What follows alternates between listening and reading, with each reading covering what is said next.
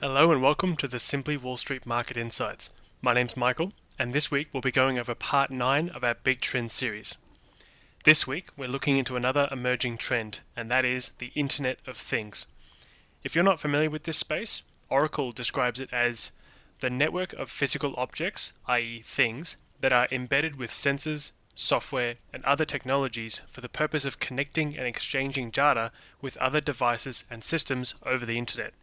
These devices range from ordinary household objects to sophisticated industrial tools. This market has grown rapidly at around 23% annually over the last 8 years, and while growth may be slower over the next 8, expected to be 16 to 18% annually, it has still got plenty of room to grow, and we'll explain why. But before we dive in, here's our quote of the week. If you think that the internet has changed your life, think again. The Internet of Things is about to change it all over again. Brendan O'Brien. Now, let's dive in. Connected devices, the Internet of Things. As the cost of connectivity has fallen, the number of connected devices has increased. There are now over 15 billion devices connected to the Internet. Considering there's just over 5 billion people connected to the Internet, that's an average of 3 devices per person. And guess what? That number of connected devices is expected to double in the next 5 years, and could become roughly 5.5 devices per internet-connected person. Initially, it was mobile phones and computers that were connected, but connectivity is increasingly a feature of vehicles, machinery, appliances, and even buildings. Just as mobile phone adoption increased as prices fell, falling component prices has created new viable use cases. The Internet of Things sits at the intersection of automation, AI, big data, cloud computing, and edge computing. The concept of smart devices is closely tied to trends like electrification, health tech, and ag tech that we have actually covered in previous pieces during this Big Trend series. Now let's dive into some use cases of the Internet of Things. If you've been in the market for a new vehicle or home appliance recently, you may have already asked yourself, why does this product need to be connected to the Internet? And while it may all seem like a redundant step towards making products more expensive, or speed up planned obsolescence as technology improves, there are some super beneficial applications of having the things we use in our day-to-day lives connected to the Internet. Here are just a few of the real-world applications of the Internet of Things. 1. The logistics and supply chain industries are being revolutionized by IoT technology, which allows shipments and individual products to be tracked in real time and efficiently routed. This allows tighter inventory management and planning and provides transparency to all participants. Going forward, IoT technology will be integral to autonomous delivery, whether by vehicles or drones. 2. The healthcare industry is also making increasing use of connected devices. From activity trackers and smartwatches to remote monitoring of glucose levels, heart rates, and symptoms of chronic conditions, connectivity allows healthcare professionals to provide care to more patients wherever they are. 3.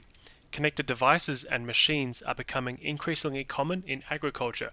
These range from monitoring devices all the way to autonomous farm machinery. Monitoring devices allow farmers to react quickly to changes in the environment, informing them of appropriate times to harvest and helping them catch diseases early. 4. Smart cities use data from a range of sensors and devices to manage traffic and parking, detect leaks, and manage power consumption. The security industry is already reliant on various types of cameras, including AI-powered smart cameras that can detect suspicious activity. 5. Home automation is becoming increasingly ubiquitous. Apple, Google, Samsung, Amazon, and many other companies already provide apps and devices that allow you to monitor, control, and automate appliances, lights, and security systems. This trend is accelerating as more devices and appliances are replaced with new quote-unquote smart devices. For consumers, there's a type of network effect at play. If you already have some smart devices that you control with an app, the next time you replace a device or appliance, you'll be more likely to choose one that interacts with the same app you already use. Now let's move on to the opportunity. As touched on previously, a growing array of devices connected to the Internet has massive implications for automation, AI, big data, cloud computing, and edge computing. Just think, the more devices that are connected to the Internet, the more information that will be gathered. This information will need to be stored and interpreted. Our internet infrastructure, i.e. the cloud and consequently data centers, will need to be able to support billions of new devices coming online. All this new data and information now becomes useful, An interconnected series of devices allows for simple tasks to be automated.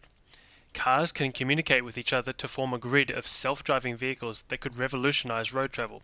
A collection of smart devices can begin to power smart homes, maintain lighting, resource management, and security systems. You could be several hours away from home and ensure that your property is secure and that all appliances are turned off, helping you save on your energy bills and give you peace of mind. More devices also means a greater need for cybersecurity. If your refrigerator or watch is able to track key personal information on you, you'd better hope it remains secure. So cybersecurity solutions will be in high demand. It's difficult to put numbers on the Internet of Things industry because it overlaps with so many other industries, but as a reference point, IoT Analytics also sees enterprise IoT spending doubling from $238 billion in 2023 to $483 billion by 2027. There's a great visual we have in the article from IoT Analytics which shows you how the enterprise market is evolving in this space. Feel free to check it out, we'll have a link in the show notes. So, which IoT companies could benefit? There are hundreds of companies exposed to the IoT space in various ways. Firstly, we have the companies that manufacture the components essential to connectivity, including Cisco, Intel, Broadcom, NXP Semiconductors, and Skyworks. In addition, there are all the companies associated with edge computing, which include Cloudflare, Edgio, Fastly, and Akamai Technologies. Within such a diverse industry, there are opportunities for smaller companies to develop niche products. Companies that specifically focus on IoT include Acuity Brands, Johnson Controls, Alarm.com, Samsara, Impinj, and Sierra Wireless. As connected devices and machines become more powerful, they gather more data. That data needs to be organized, stored, and analyzed, which means all the companies associated with cloud computing, data analysis, and AI are also exposed to this trend. Amazon's AWS, Microsoft's Azure, Google's Cloud, and IBM all provide platforms for IoT developers. Now, let's move on to whether or not the Internet of Things will make my life easier. Whether you like it or not, greater interconnectivity of devices is a trend that won't reverse anytime soon. A more pertinent question to ask would be whether this trend will materially benefit your life. The answer is most likely yes, but in ways you probably can't envision. Depending on your own personal preferences, increasing device connectivity could be something you reject in your personal life, be it for data privacy reasons, cost reasons, or just to try and maintain simplicity in your life. As far back as 2018, articles were already being written questioning whether we're quote-unquote in too deep when it comes to how connected our lives are. Since then, the amount of internet-connected devices has more than doubled from 8 billion to around 16 billion. We can see it now in the increase in the interest for quote-unquote dumb phones, which are phones that intentionally aren't connected to the internet to encourage a reduction of screen time. People aren't entirely comfortable with digitizing their entire lives, and you know what? That's totally okay. Considering that the average worker is spending more time in front of screens than ever before, it could be a good form of mental retreat from an always-on lifestyle. However, even if you reject increasing interconnectivity in your personal life, you will likely still be a beneficiary of the Internet of Things, be it through applications in logistics, smart cities, or even other vehicles on the road. The IoT will likely improve your life without you realizing it. It's okay to be a bit ambivalent about it as well. You can appreciate the increased efficiencies brought about by automation and greater access to data, but you could also be concerned about your own personal privacy.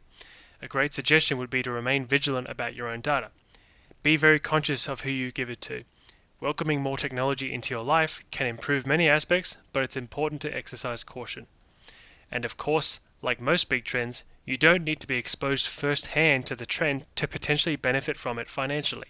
You may develop an investment thesis about how the Internet of Things is going to revolutionize certain industries or our lives on the whole, and simply having ownership exposure to it can be more than enough for some people who acknowledge the trends but wish to keep it at arm's length. Now, let's move on to what else is happening. First, a recap of the key data releases we mentioned last week. 1. Australia's central bank left rates unchanged at 4.1% for the third consecutive month, as it was expected to do so. RBA Governor Philip Lowe said inflation has passed its peak, but also added that CPI is, quote, still too high and will remain so for some time, end quote. 2. Australia's economy grew 2.1% year-on-year in the second quarter, according to the Australian Bureau of Statistics. This was slower than the 2.4% recorded for the first quarter, but ahead of the 1.4% expected by economists. The economy benefited from rising services exports and inbound travel, while falling inventories and consumer demand weighed on growth. 3. Germany's trade surplus narrowed to $15.9 billion in July, from $18.7 billion in June. This was a surprise to economists who had expected it to widen to $19.1 billion. Exports fell due to falling demand for autos and industrial equipment, while imports rose slightly. And then, a few news items that we thought were worth noting. 1. Apple will be launching the iPhone 15 on Tuesday. The Wall Street Journal has reported that the premium version of the phone will come with steep price hikes. These price hikes will reflect just how much pricing power Apple actually has and how financially stretched its loyal fans are or aren't. It will all really depend on how ready users are to make the switch and whether or not the USB-C port included on the upcoming phone and any other improvements are worth the upgrade. Previous price hikes have contributed meaningfully to Apple's revenues and margins, but some analysts aren't sure that this trend can continue. Let's see what happens. 2. The highly anticipated IPO of chip designer ARM Holdings is due to go ahead later in September with a valuation of between $49 and $52 billion. This is quite a lot lower than was indicated just a month ago, but would still make it the third largest IPO ever for the Nasdaq. Tech giants Apple, Alphabet, and Nvidia are all reportedly investing in the public offering. Nvidia was previously blocked by regulators when it tried to acquire the company.